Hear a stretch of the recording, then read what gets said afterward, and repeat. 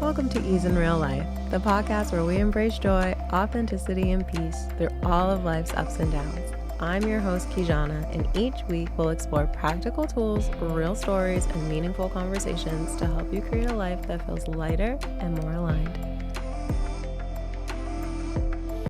Hello, everyone, and welcome to another episode of Ease in Real Life. I do have a little treat for you today. We've got an interview with my dear friend, Sara Robertson. Sara and I have been friends for about 15 years now, 14, 15 years now. Sara is a teacher here in Massachusetts. She teaches kids with special needs. She also is a swim teacher. She's also a yoga teacher. And Sara is also a comedian. She's been a comedian since I've known her. We'll get into it.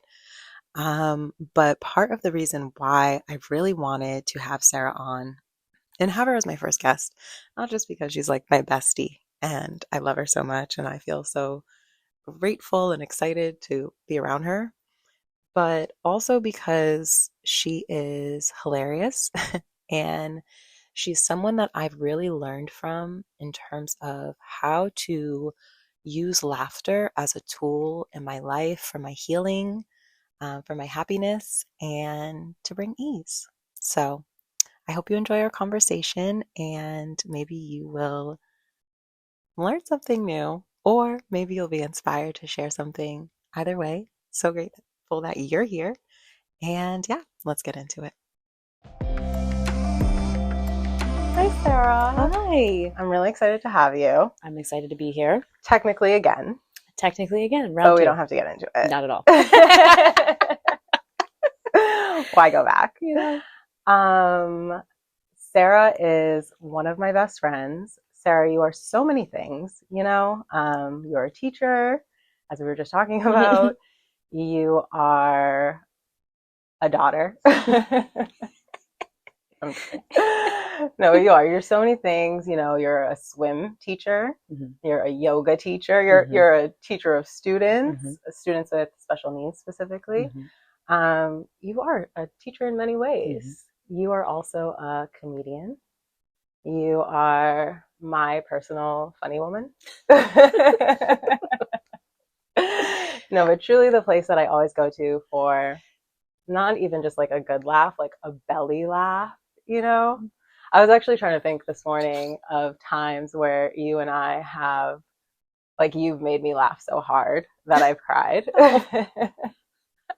And there are too many to count and too many to go over.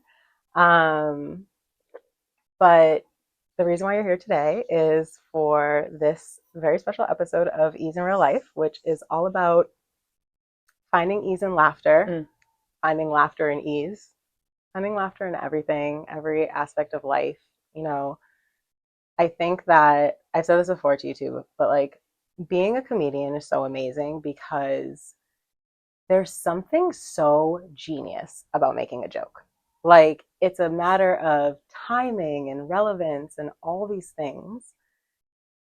But it's also this universal language that is like understood and deeply healing. So I'm really glad that you're here today to join me for this conversation. It's definitely something that is important to me and I know is very important to you. Absolutely. So yeah. Thank you. You're so welcome, and thank you. Thank you for that beautiful introduction and saying those wonderful things, and for having me today. Yay, I'm glad you're here. Yeah. Now, I feel like laughter has like played a special role in our friendship. Obviously, all of the things that I just said, but like you and I have gone through a lot of things together in life. We've been friends for 15, I'd say, years. Yeah. So a minute now.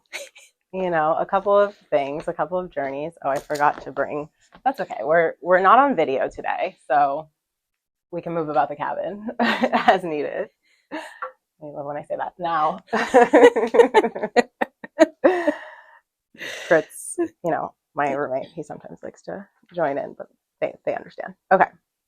So yeah, like we've been through so many things, great times, but also some really, really hard times. And I feel like for me, as I was really saying, like, I know that I can always come to you for a laugh.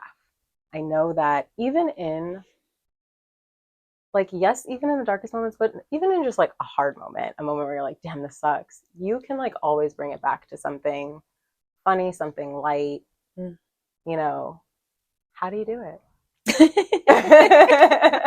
Tell us Step everything. number one. I I think it comes from, I just want to say, like, it's just kind of how I move about in the world. It is how I make, I can get a sense of an environment in some regard and a sense of a person. And Say more. Hold on. yeah, Say more about that. say more about Like like how in an you get a environment, sense of a a person. sense of a person. Oh my goodness. Well, when in the past, which probably will never be again, I've been on a dating site. My like number one question was, who is your favorite comedian? And I think that people initially take that, just like they take comedy, they'll take it as something kind of surface level. Mm-hmm. But I can tell you exactly the kind of person you are just by the comedian that you I love this. suggest. I know exactly who you are. For example, if you say George Carlin, now here's the thing. George Carlin is a comedian who was sort of revolutionary, especially in the late 80s and early 90s. He's someone who he has like a really famous joke that's like the 7 words you can't say on TV, and he would just say them in his set on a live television recording. And it Uh-oh. was like, yeah, but it was to say like, you can't control me. Mm-hmm. And he was also a conductor on Thomas the Train Engine. He was the best. It's really remarkable. But people have been quoting him a lot recently because he spoke a lot of truth to power. He would say things like, we have this illusion of choice. Mm-hmm. We have, you can go to any ice cream place and you can pick 100 flavors, and yet we have a 2-party government system. Why is that? And he would speak a lot to that. And he was someone who, I bought his book when I was in high school, and it was titled, When Will Jesus Bring the Pork Chops? Everything he said was just to flip it on its head in a way that hadn't been done before. And joking about religion was a big deal. Like, how could you dare do such a thing? And so for a lot of comedians, he is a really important person. Okay. Right? And so I understand why people will go to him. However, that's what I want. I want the tea. In today's world, and this is my observation, in today's world, a regular non-comedian person, Mm-hmm. when they say George Carlin, they mean they have never seen comedy since they've seen a George Carlin. This is what it is. And when would that have been? I would say the last one was probably in the early 2000s. Like, okay. But they were not referring to those specials. They were referring to probably the ones he was doing in the 70s. Okay. And this is probably what their parents were listening to. Okay. And I think that because he's speaking out about things like government and challenging the norms, I think that it plays into, if you don't know who this person is completely, it's easy to cherry pick what fits your perception of the world and what you want as your perception of the world. So I think it's also very interesting. It tells me enough to say, like, okay, I'm not going to push you away, mm-hmm. but you are into comedy. You don't know what comedy is. Okay. That's definitely one for me. It's not really workable. It's not going to be workable. I mean, maybe I could introduce you to people who are more recent. I love this. But a new door is unlocked. You have no idea how deep this runs in my bones. Oh my God. So if you say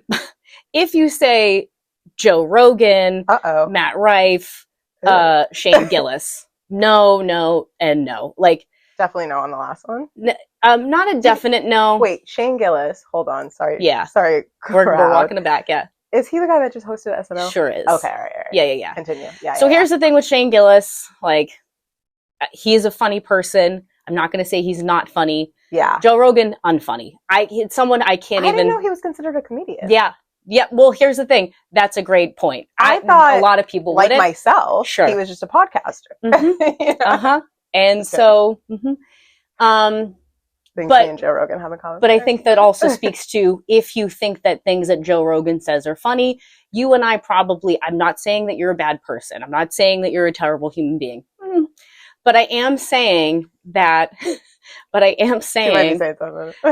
There might be a little, but what I am saying is that our values would not even come close to aligning. We would never be able, like, comedy makes up so much of my life that, going to see a comedy show, I literally went to one last night. I'm going to one next week. By myself, I just go, I love it so much. I love this.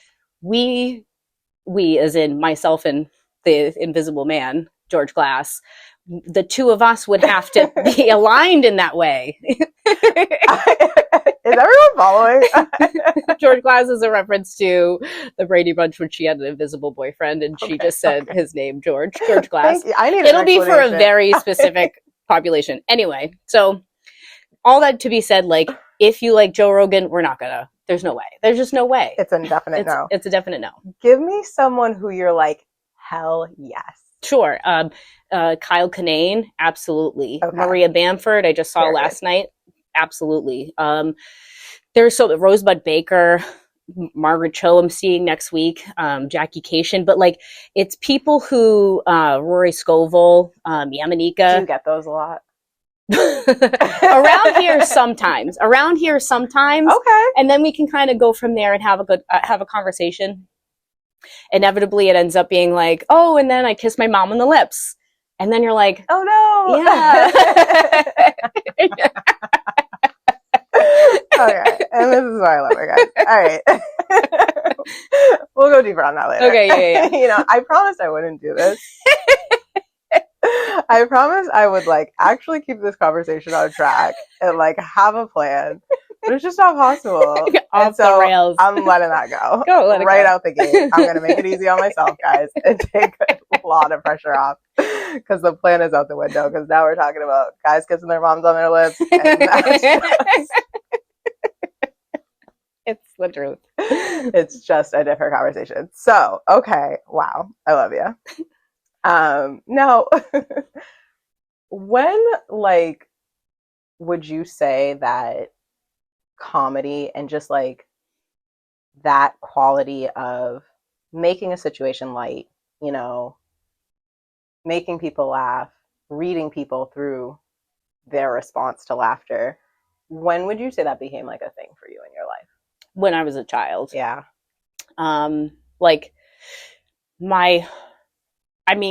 There are pictures of me. There's one picture of me where I'm laughing, and my cousin is the perfect child. She's in a perfect little holiday dress, and she's sitting so perfectly. And I have contorted my face into some kind of deep belly laugh, and it looks bananas, but it's one of my favorite pictures of me, and it's me as a baby, but it's me as me. I'm just a clown from right away. I would wake up laughing, my mom would always say this. But when I was a kid, I also struggled a little bit with reading social situations. And sometimes it was easier for me to be a funny person or be loud or big. So, it would usually be gross or loud or whatever. And in the second grade, I had someone who was upset that it was my closest friend at the time. And I think she was upset that I had made a group of people laugh. And we were sort of the outcasts, and we weren't necessarily the prettiest ones in the class. So it wasn't like we had that to lean on or the smartest ones either, at least for me. I can say for me personally, I was definitely not top of the class, but I had this ability. But it was also because both of my parents love comedy. We grew up watching the Carol Burnett Show and Lucy and the Jeffersons. And also my mom didn't want me to watch anything that was bad. Like I couldn't watch Ren and Stimpy or those kind of. I Yeah, did. yeah. I absolutely did. I snuck Yeah, that in, yeah, but I hated Ren and Stimpy. Keep but going. but so we watched a lot of things that would happen at these Nick at Night shows. We had this other Nick channel, so we could watch these older shows Hmm. that were all based in comedy, and my dad he could make a whole room laugh, like he still does. Like he's a very small guy, Hmm. but he takes up a lot of space with Mm. the stories that he tells because he just is so animated and he gets into it. So I've seen it in both sides of my family, and then it was just something that I fell into. Mm. And I mean, since I've known you, Mm-hmm. pretty much, you've been pursuing comedy in a professional way. I mean, when I met you, you started taking improv classes. Mm-hmm. I remember coming to your first showcase. I feel like it was like yes and type It was stuff. 1,000%. It was like improv games. Loved it.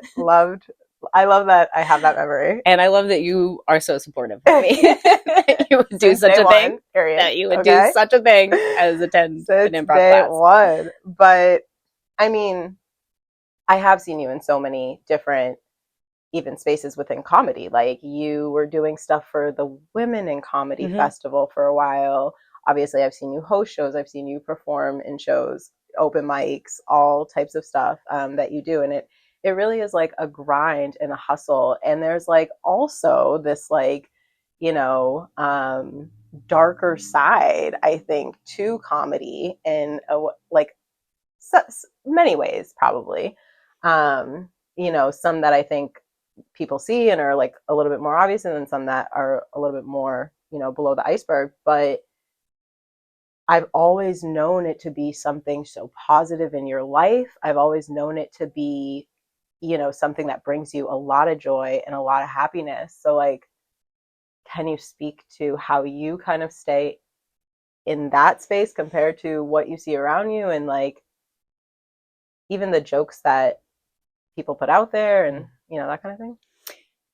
Yes, I would say so. I think when we think of, or when I think of sort of the darker side of comedy, it's usually because individuals who can make other people laugh not always, but sometimes they are people who are dealing with their own demons Mm-hmm. in ways, or people who maybe are depressed or sad or lonely or whatever, because it usually takes someone who spends alone time to be an observer of other people, to pause and take a minute to just stand, and also someone who can be invisible enough that it's not obvious that they're taking all of that in Mm-hmm.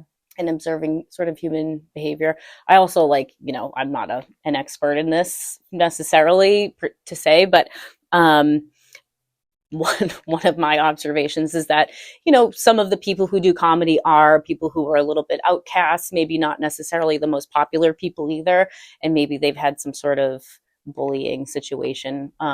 So when and then we can think of, like any sort of group or gathering of artists, when there's some level of uh, um, perceived competition, it can also get kind of cliquey and political in Mm. ways that you don't necessarily want to partake in, and Mm-hmm. you feel like in some ways you're obligated to, because in order for you to get onto a show you have to do X, Y, and Z. Mm. And what do you do to like not fall into that trap? Like, I it's this really great thing where I don't get booked on shows. yeah.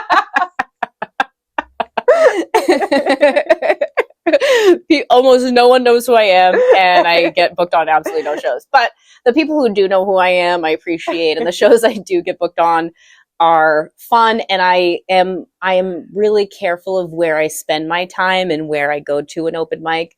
I'm really mindful of that, and because when we're talking about ease, um, doing an open mic consistently is not easy. Doing an open mic consistently makes your set easy. It brings ease into you performing, but it is not easy to do.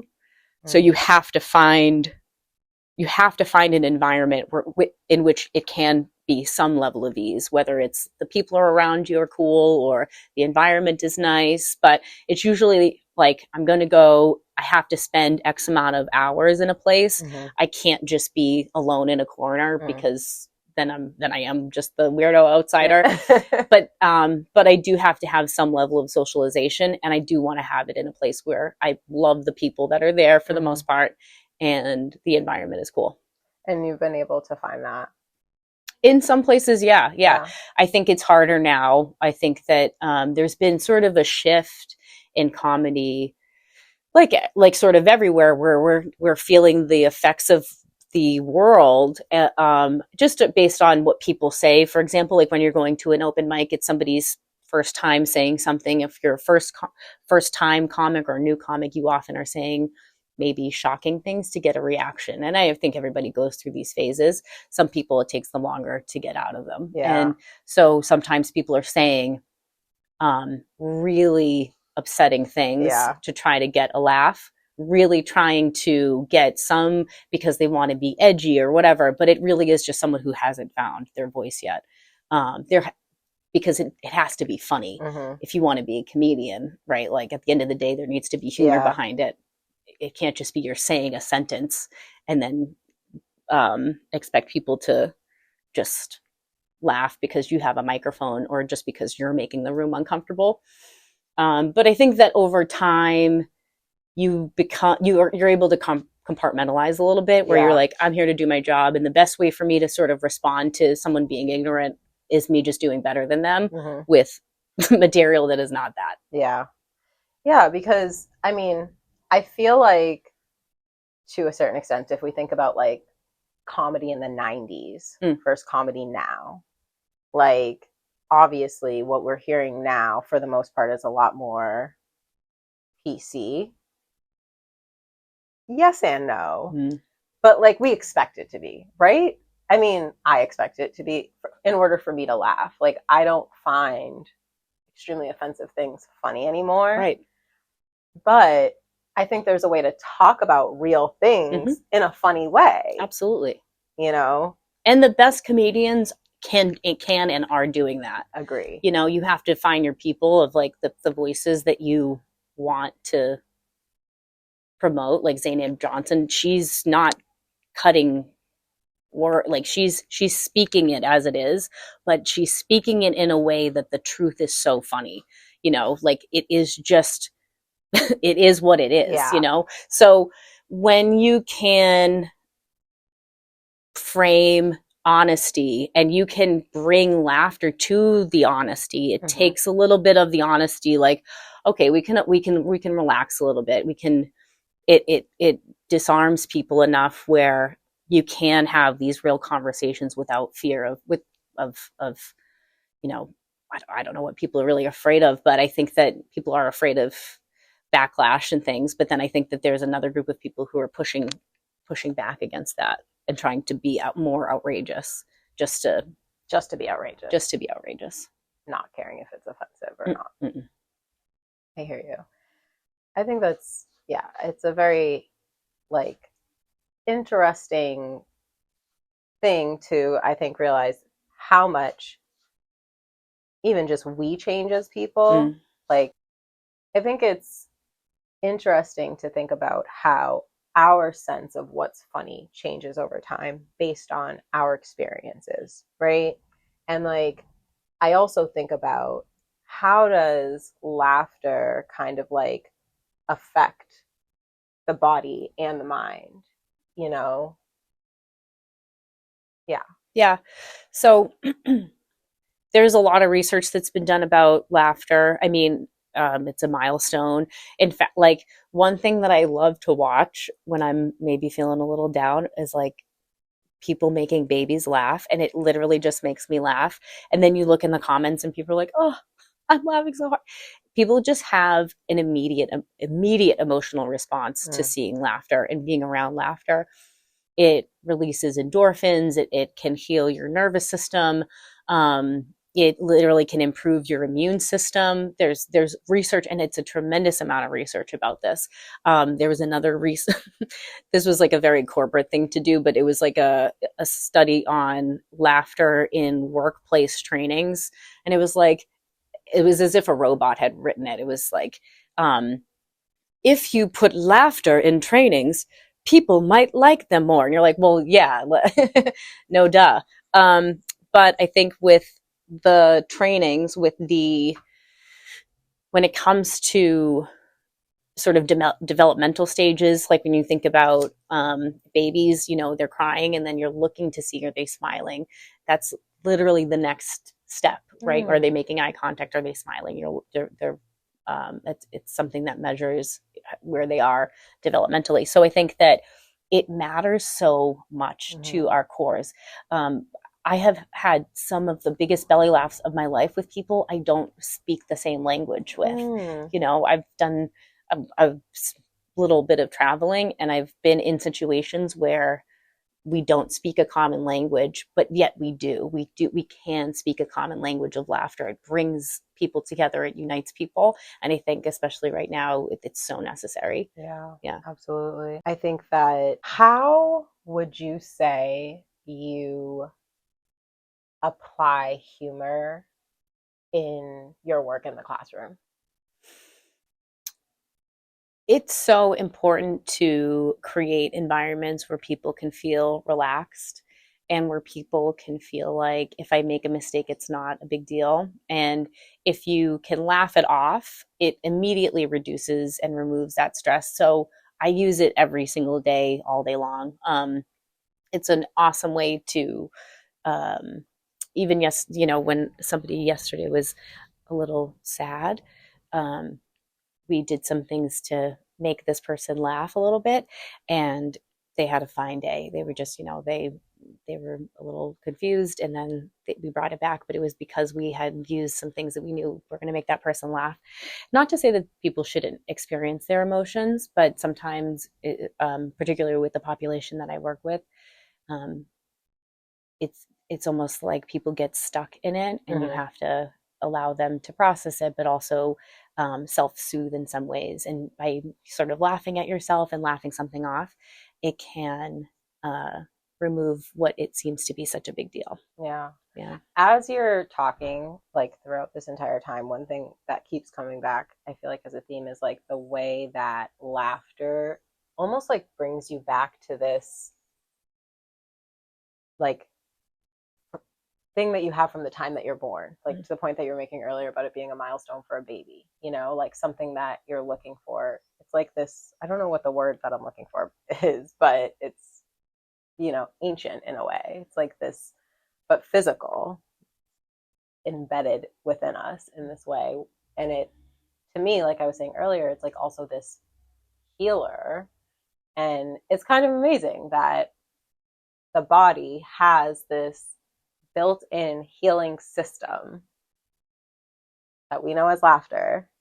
And it really does so much to heal. Yes. It really does do so much, and it's such a powerful tool. Like when people when people in a job interview ask me what's one of my strengths, I always say humor is my number one. And it's because it's so much more than, I'm not saying I mean sometimes I do still make jokes when I shouldn't, or I like make light of something when I shouldn't. It's still something that I'm learning. But there are also times when we use humor um, to bring some level of like relief, or bring some level of ease in a situation, because tensions can get really high, and we always have to kind of bring it back to, it's not always appropriate, but it does matter. It does make a difference.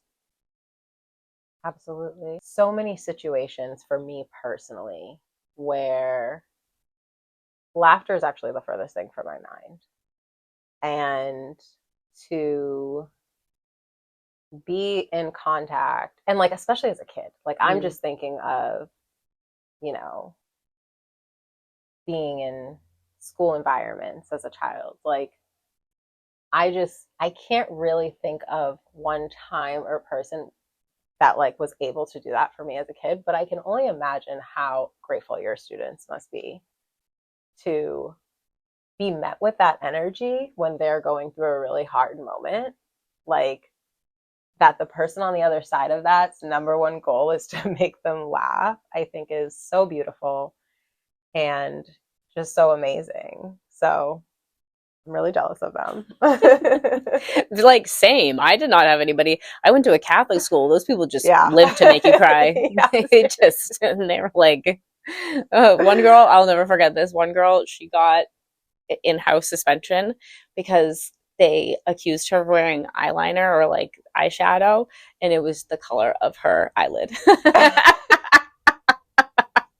And like they still kept with it, oh even my though they knew it. God. It was when you don't have access to that, and it also, I think also because there are many very serious things in the world where laughter is not the solution, right? Mm-hmm. Like there's wars happening, there's hunger everywhere, there's poverty. Like I can't go and be like, hey, but a botch, and think I'm going to solve that person's situation. But I Yeah. do think that, but I do think that people want to be humanized, and people want to not be thrown away or looked over, or and I think it's also a way for messaging about those things to Mm-hmm. be brought to the general public without it feeling like an accusation to the general public, because it's not our fault that this has happened. I mean, to a degree, I think that we are complicit in some, to some extent, but um, I do think that in many situations, humor can be so valuable, and I think that we have to embrace it more because we are human beings, and we should be experiencing the full spectrum of emotions. You know? Mm-hmm. Mm-hmm. Yeah. Yeah, that's amazing. And I appreciate that you think that. And I appreciate that you bring that to every situation that you're in. I'm grateful to have a friend that is constantly bringing it back to that. Yeah, what a blessing. I think we've talked around this a little bit, but just like in terms of your own personal process of using laughter like to process emotions and kind of go through them, where would you say that you could kind of say to other people, like, here's a space where it's, possible to bring laughter in easily? It would be difficult for me to say in general Mm-hmm. when that would be, because for everybody it's different. I mean, last night to um, I went to a comedy show, and comedians or funny people Mm-hmm. will deal with really, really sad things by making fun of it right away, Mm-hmm. almost. But for some people, it takes them longer to get to that place. Um, and there have been times when I couldn't access it I couldn't find it. Mm. And those were times when I needed to lean on other people. And Mm. the thing is I can't have you in my life if you're not funny. Like, you are also really funny. I need you to know, like, make me laugh to my core. So when we share Gosh, that, what a compliment, yay! guys. But it's the truth, and we laugh so much, and we also value laughter. We Sure. value that because it's a common language. When we Mm-hmm. can laugh about things, when I can look at you across the room, and we are both, I immediately, or I can't look at you across the room because we both know True. immediately Yeah, yeah. what I'm going to Mm-hmm. laugh with you about later. Mm-hmm. It's just one of those situations where it's this understanding to a beyond verbal level. That Mm-hmm. doesn't have to be our verbal language. So it's really important. It's really valuable, but it's not always something that people can access even as quickly as, especially not as quickly as maybe I can. But I think that in time, Mm-hmm. when something happens and you do laugh, um, I think that some people, if you're experiencing something really significant, some people tend to feel kind of guilty about laughing. Some Mm. people who are grieving, doesn't matter what you're grieving. Mm-hmm. Everybody is grieving to some extent in some reality. But I think that initially people feel maybe a little bit guilty about it. And I think it's just embrace the laugh when it comes. I love that. I love that. Embrace the laugh when it comes. Mm. Beautiful. Now, there is something that is so special about like that uncontrollable, unhinged laughter. Yeah. When was the last time you got there? I mean, that's a great question. It's pretty recently, probably over one of our Marcos. Like we video chat together with an app called Marco Polo. But just sometimes it's like off the cuff things or something that a kid has said. Mm-hmm. Kids are the best, like, because I teach, part of my job is so great is working with kids, and they just literally say the darndest things or do the funniest things, and they mean it. And the funniest part of it is they mean it wholeheartedly. Mm-hmm. Or like a kid's mad at you and he calls you like, I don't know, any name, every single name in the book. He's going to get you fired and all this other stuff. It's like, it's funny in that way. But there have been times when, or if I've been surprised by something that someone says, that I can sort of get that way. And also it's also times where I'm not supposed to laugh. It's like the church laugh that you get, and it's the worst. And I feel like you and I have been in many church laughs. Ooh, too many. Yeah. And my dad actually, when I was younger, he would do it to me on purpose. My sister and I, he would make us go to church every week, but he would always challenge religion. So he never, I think he just wanted us to have routine. Just there for the plot. He was like, we're just here for that wafer. We're just here to sit up, sit down, sit up, sit up, stand up, sit down. So, but one of the things that he would do is he would try to get me to laugh until someone in front of me turned around. He would then look at me sternly, like, hey, knock it off. And then that person would turn around and then he would laugh. And he would prank me like this all the time. And, but then I can't help it. Now it's just within me. So it's usually when I'm not supposed to be laughing. I can't help it. or it's a time where I'm 100% not supposed to laugh. And then I will laugh out loud. And why not? Mm-hmm. Now, do you feel like there's a philosophy around humor or comedy that you abide by? I don't know if it's specifically. I think that I value, so Shang Wang is someone, love him. I really, really love him. And not only does he have his Netflix special, but he's touring and he's working on a new Netflix special. He's touring. Yeah. And I saw him a couple months ago, and he is really mindful of the words that he uses. He uses it poetically. Mm-hmm. The way that he can construct a story and do so eloquently and hilariously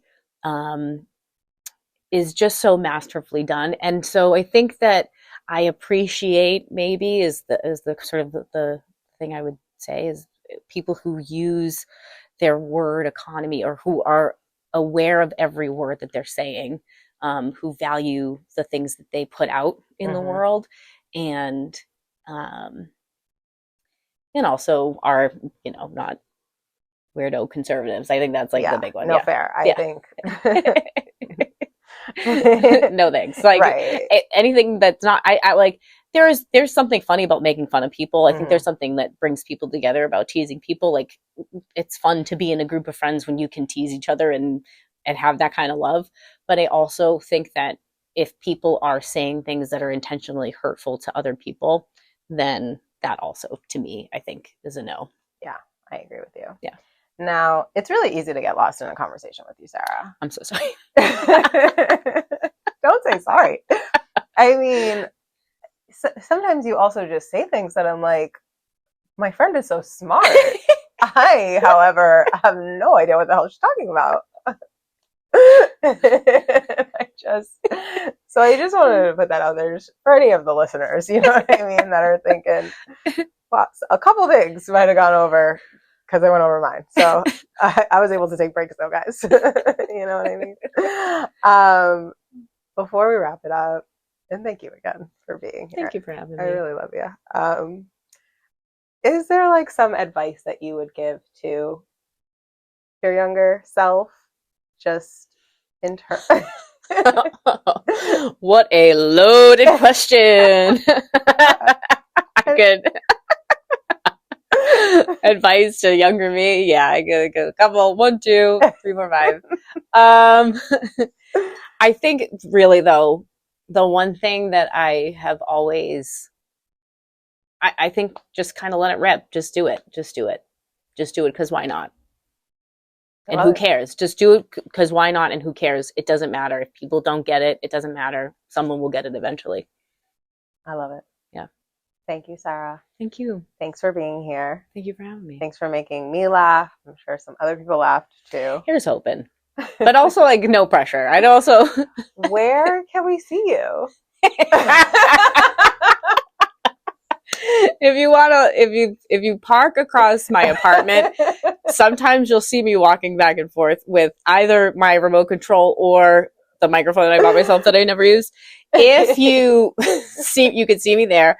Occasionally I'm hitting up an open mic, but we will have some shows to come, I think. And some smoking jokes, some, yes, for sure. coming And we'll be definitely just getting out here doing some more local comedy, but definitely support local comedy. It's happening everywhere. There are some really solid places that are having it. And who's your favorite local comedian right now?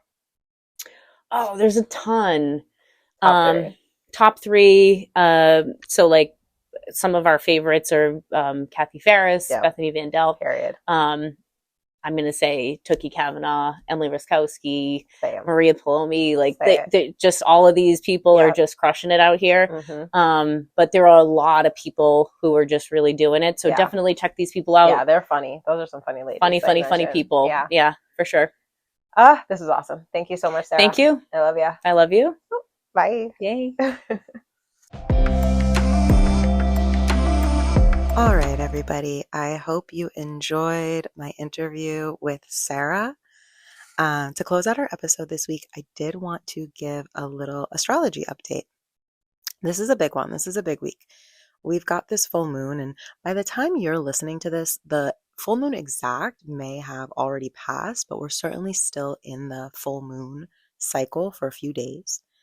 This full moon is big, though, in that it is accompanied by an eclipse.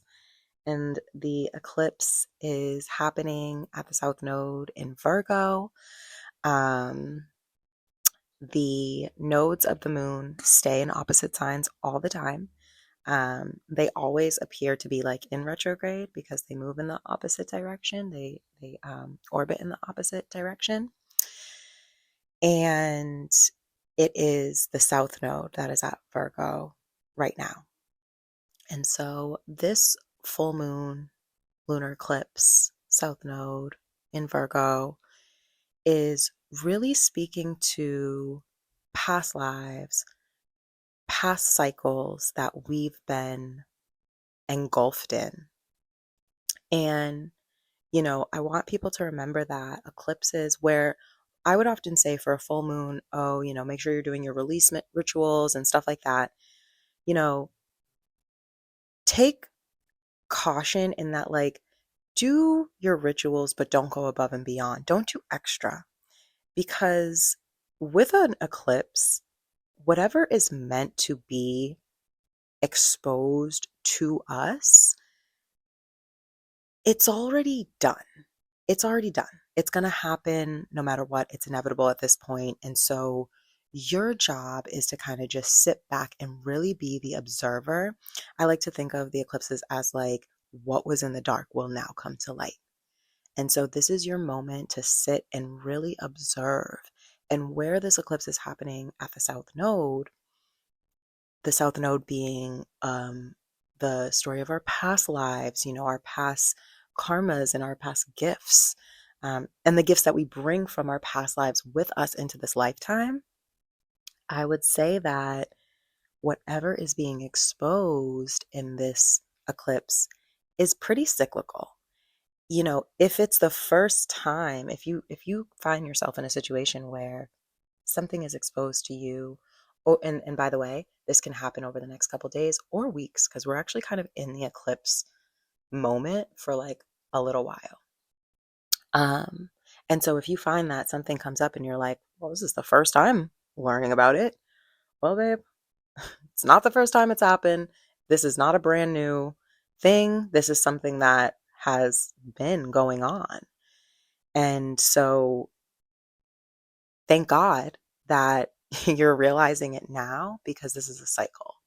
And most likely it's a cycle that really needs to be broken. But no matter what we know, it needs your attention because that's why it's coming up.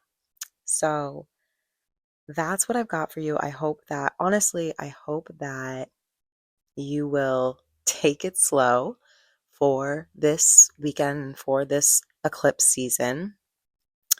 And I hope that whatever this eclipse is here to expose, I hope that it brings you and I freedom.